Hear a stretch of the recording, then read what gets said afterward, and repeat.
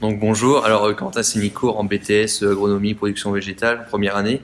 Donc moi j'aimerais bien aller en République tchèque, donc surtout pour découvrir l'agriculture de conservation dans ce pays et aussi un autre type d'agriculture par rapport à notre pays. Donc voilà. Donc moi c'est Sophie Devers, je suis en première année de BTS APV. Donc j'aimerais aller au Danemark parce que je vais aller découvrir l'agriculture de conservation et donc voir comment là-bas ils prennent soin des sols par rapport au contexte français. Bonjour, moi c'est Clément Dallène. J'aimerais aller en Roumanie pour découvrir les couverts végétaux sur des grandes surfaces.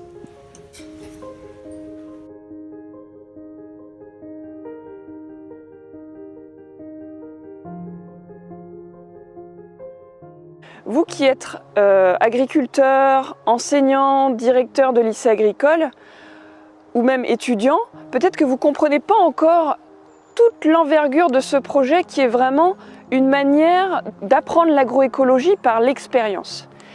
Ce que je propose en fait, c'est de valoriser pédagogiquement une expérience où les étudiants vont aller vivre quelque chose avec des agriculteurs qui vivent dans un autre contexte et que les enseignants, l'équipe pédagogique, soient là pour les aider à mieux comprendre ce qu'ils ont vécu. Par exemple, si un étudiant part où le climat, le sol, les valeurs, l'histoire du pays est différente, il faut que les enseignants soient là pour les aider à comprendre pourquoi on fait de l'agroécologie à l'étranger, dans un autre pays, et comment on le fait.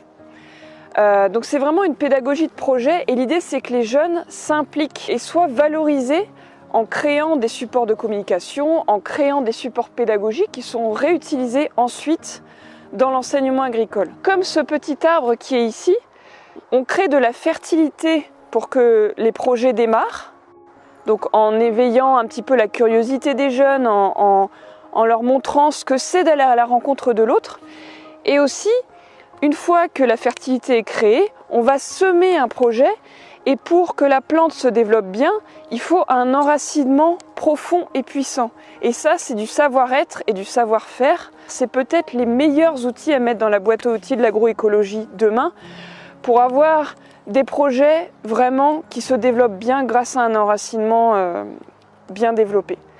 Et avec l'application Landfiles, ce qui peut être fait, c'est que les étudiants soient valorisés parce que c'est eux qui vont aller récolter des données dans les fermes et qui vont présenter l'outil aux agriculteurs pour partager les données de l'agroécologie dans le monde, dans différents contextes, et mieux comprendre en quoi il n'y a pas vraiment de recettes dans l'agriculture, mais que des ingrédients.